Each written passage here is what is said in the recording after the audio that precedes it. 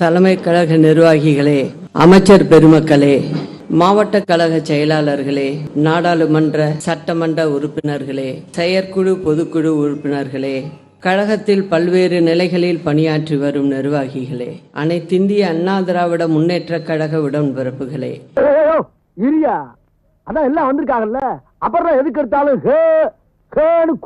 உங்கள் அனைவருக்கும் எனது பணிவான வணக்கம். உங்கள் எல்லோருக்கும் என் அன்பார்ந்த முதல் வணக்கம். நான் சொல்லி தர்ற மாதிரி ஒரு 4-5 வார்த்தைகளை சேர்த்து போட்டு விட்டுவா. 33 வருடங்களை அம்மாவுடன் மட்டுமே என் வாழ்நாட்களை கரைத்துவிட்ட எனக்கு எப்படி இருக்கும் என்பதை வார்த்தைகளால் விவரிக்க முடியாது. இப்ப நான் சொல்லி தந்த மேட்டர்லாம் சொல்லும்போது நீயும் கற்பனை பண்ணி ஒரு 7-8 பிட்டை சேர்த்து போட்டு விட்டுவா. நீ போடுற பிட்டு கடல்ல நங்கூரம் போட்ட மாதிரி நச்சுன்னு பொருதணும். நம் அம்மாவுக்கு இந்த இயக்கம்தான் வாழ்க்கை, எனக்கோ அம்மாதான் வாழ்க்கை.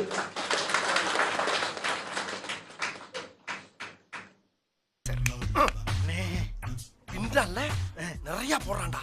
ஆயிரம் கூட்டங்களுக்கு நான் அம்மாவோடு சென்றிருக்கிறேன். எனக்கு நல்லா வரும் வேண்டாம். ஏறத்தாழ 33 ஆண்டுகளுக்கு மேலாக எத்தனையோ கூட்டங்களில் அம்மாவுடன் கலந்து கொண்டேன். எத்தனை வருஷமா? அட பாவி, உன் முகரைய முடிச்சா கூட பார்க்கலடா. ஆனால் இன்று உங்களுக்கு எந்த அளவுக்கு பாதிச்சிருக்கு அதுதான் தேவை எனக்கு. அதுக்காக நீங்க அழுவ கூடாது. அதெல்லாம் ஒண்ணு இல்ல. இல்ல நீங்க அழுவுறீங்க. இல்ல சார். இல்ல கண்ணு கலங்குது. அழுவல சார். இல்ல வந்துடுச்சு. சாரி டே, அழுவுடா எரும மாடு, அழுவுடா. நல்ல வேளை அழுவ ஆரம்பிச்சான். எபிசோட் 8.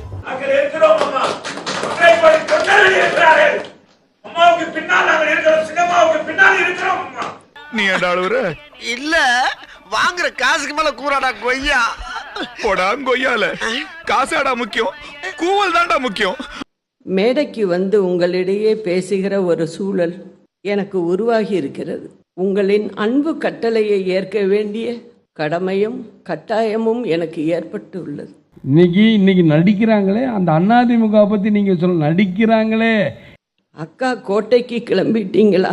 அக்கா மதிய சாப்பாட்டிற்கு என்ன வேண்டும் என அனுதினமும் அம்மாவை பற்றிய சிந்திப்புகளிலேயே என் வாழ்நாட்களை செலவழித்தவள் நான்.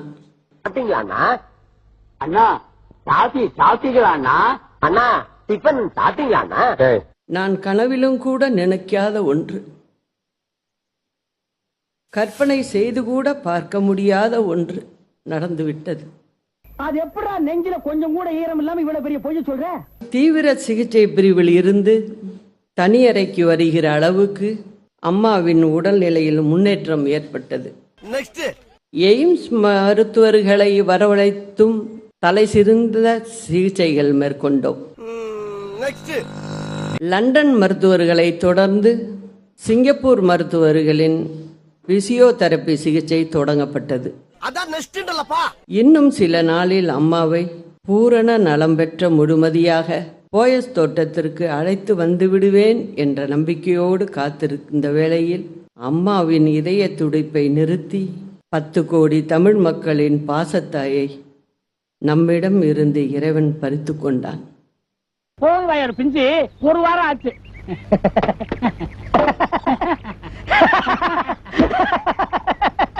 அரசியல்ல இதெல்லாம் சாதாரணமாப்பா. இதுக்கு பிச்சை எடுக்கலாம்.